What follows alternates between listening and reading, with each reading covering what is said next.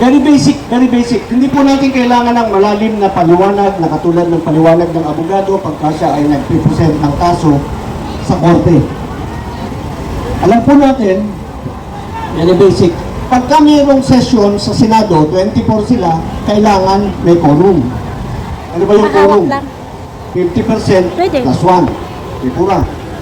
Sa Kamara, ganun din. Kahit sa ordinaryong organisasyon, sa korporasyon, ang unang tinatanong ng chairman, Miss Secretary, Mr. Secretary, do we have a quorum? Very important. So, ang sagot ngayon ng Secretary, sabihin niya, yes, Mr. Chairman, we have a quorum to validly transact business. Because if you do not have a quorum, you cannot transact a business.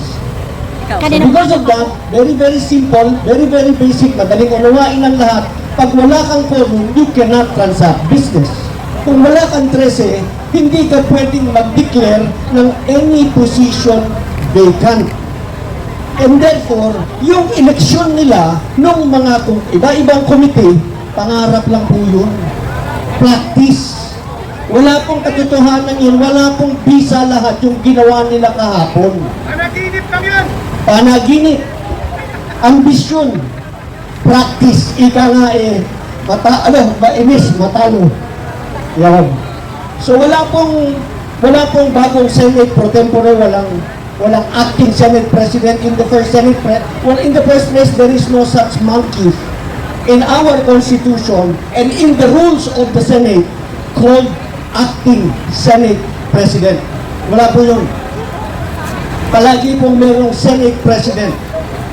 Hindi po yun nawawala, wala pong pwedeng mag-acting. So lahat ng mga ibang committee, wala yun. Lalong-lalo na yung Blue Ribbon Committee na ambisyon ni Erwin Tulfo na pamunuan. Hindi niya po pwedeng pamunuan yun kasi isa siya sa iimbestigahan ng Blue Ribbon Committee sapagkat isa siya sa pinangalanan ng Brave 18 na tumanggap ng maleta. Una-muna, ang tinanggap ni Erwin, sabi ng mga Marines, paper bag. Yung paper bag na pagka maraming laman na napipigtas. Yun. Ang laman daw nun between 7 to 10 million. Yung paper bag. Okay? So, tuwing matatapos yung session nila sa Kongreso, may pupuntahan silang opisina, lalabas doon, paglabas doon, may hawak na paper bag. Okay? Pero sabi ng Marines, hindi naman noon lang nangyari kasi nag-deliver din kami ng maleta sa bahay ni Erwin Tulfo. 2 beses. Nung una, nag-deliver kami 2 maleta. Nung pangalawang beses, 6 na maleta. Okay? At tapos ngayon, gusto mong ikaw ang mamumuno na mag-iimbestiga sa mga magnanakaw? Para i-omit niya yung 8 maleta. Hindi pwede yung kasali siya. Si Tito Soto. Kasi yung maleta, large, medium, small. Pagka large, 70 million daw ang laman. Pagka medium, nasa 48 million to 50 million yung small, hindi ko na matanda.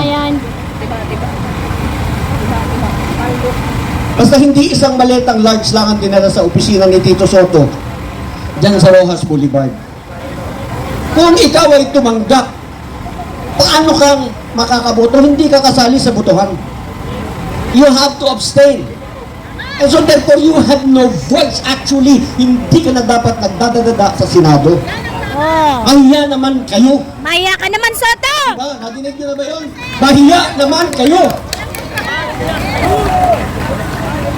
Meron akong nilabas na video para lamang ipaliwanag sa taong bayan. Huwag ninyong indahin yung Blue Ribbon Committee na pamumunuan daw ni Maleta Boy. Maleta Boy, tawag ko sa kanya dati si Ben Dalo. Di ba? Pangalan niya Ben, ang apelido niya Dalo, kaya si Ben Dalo. Ngayon, si Ben Dalo, Maleta Boy, Erwin Tulfo, hindi ka po pwedeng mamuno dahil ikaw ay isa sa iimbestigahan. Yung mga taga-senado, yung mga pulis, nadidinig ninyo, kanino kayo kakampi? Ang sinumpaan ninyo, konstitusyon, saligang batas, o protektahan ninyo. Anong proteksyon ang ibibigay ninyo kung papanig kayo sa mga magnanakaw? True! Diba? Paano nyo igagalangan sa alikang batas ang inyong sinumpaan to serve and protect the Philippine Constitution, so help me God. Eh, nakakampi ka sa magnanakaw. Eh, meron dyan kumaharang pa eh. Ayaw pa pasukin sa Senado. Yung senador, nakakita kayo ng ganong kabubong tao. Anak ng tinapay. Yun yung tinatawag namin na ano tawag mo ron? Yung ulang, yung shrimp. Hipon. Tapon ulo. Alam niyo yan? Waulo.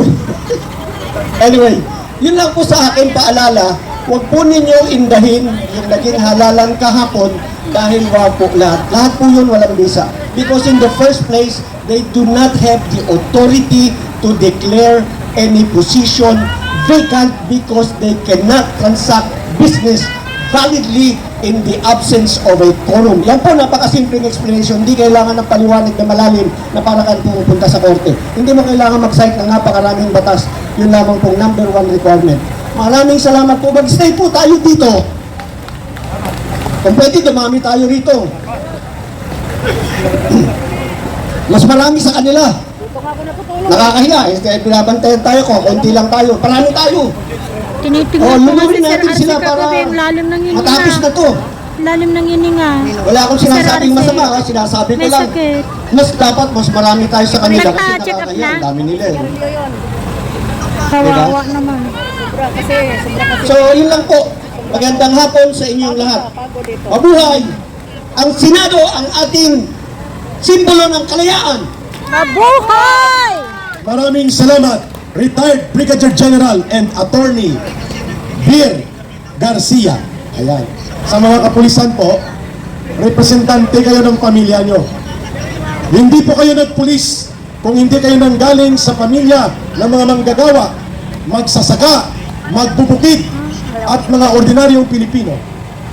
Kaya kayo nagpulis dahil karamihan sa inyo, siguro 90% na nagpupulis at nagsusundalo, nanggagaling sa pamilya ng ordinaryong mamamayan, yung tinatawag na masang mamamayang Pilipino, magsasaka, magbubukid, manggagawang bukid, mga maralitang lungsod, mga manggagawa, at mga kawani ng gobyerno. Kaya hindi natin sila kalaban.